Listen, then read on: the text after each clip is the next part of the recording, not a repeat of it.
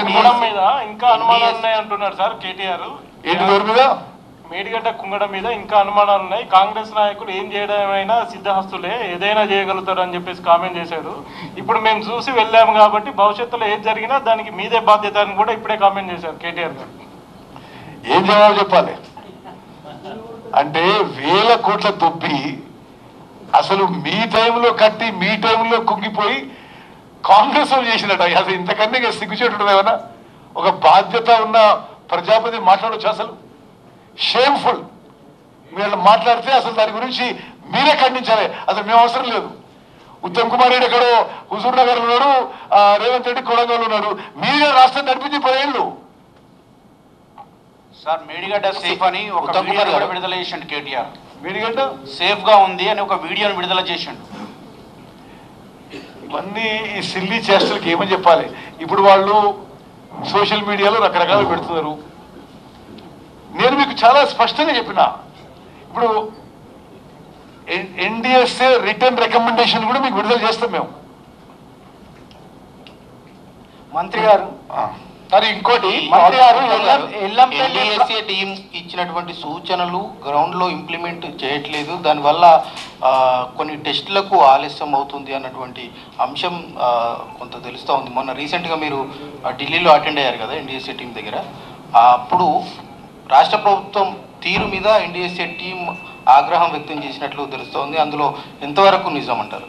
అందులో ఏమీ నిజం లేదు, పూర్తిగా అబద్ధం. మేము పూర్తిగా మొదటి రోజు నుంచి ఇప్పటి వరకు ఎన్డీఎస్ఏ రికమెండేషన్ వరకే ముందుకు పోతున్నాం. మంత్రి గారు, ఎల్లంపల్లి ప్రాజెక్టు ప్రణాళిక ఏంటి సార్? అది 20 టీఎంసీల సామర్థ్యం గలది ఎల్లంపల్లి ప్రాజెక్టు. అక్కడి నుంచి మీరు కొండపోచమ్మ అనంతగిరి మల్లన్న సాగరం తీసుకొని వెళ్తున్నారు. ఆ సామర్థ్యం సరిపోతుందా? ఎన్ని పంపులు ఆన్ చేయబోతున్నారు? ఎల్లంపల్లి ప్రాజెక్టు పూర్తి స్థాయిలో ఉపయోగించుకుంటాము. అన్ని పంపులు ఆన్ చేసి ఉపయోగిస్తాము.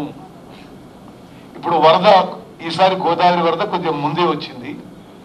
తప్పనిసరిగా మాకున్న ఇండికేషన్స్ మేరకు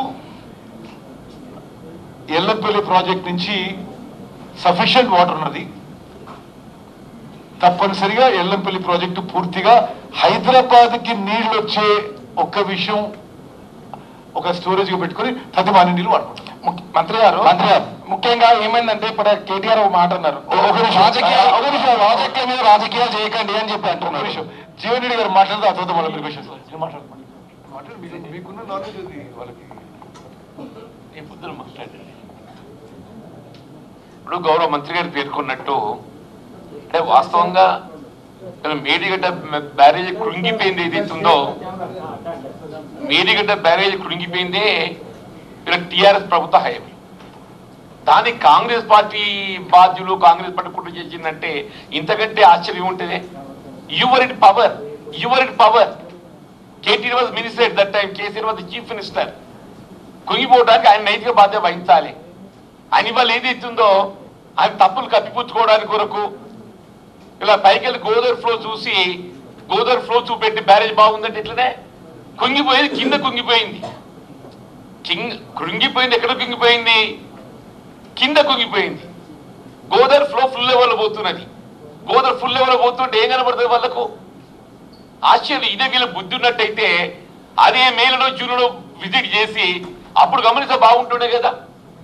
అప్పుడు మే జూన్లో విజిట్ చేయకుండా ఏదైతుందో, ఇప్పుడు గోదావరి ఫుల్ లెవెల్ ఫ్లో అవుతుంటే బ్యారేజ్ ఉన్నది, బ్యారేజ్ ఎట్లా ఉన్నది,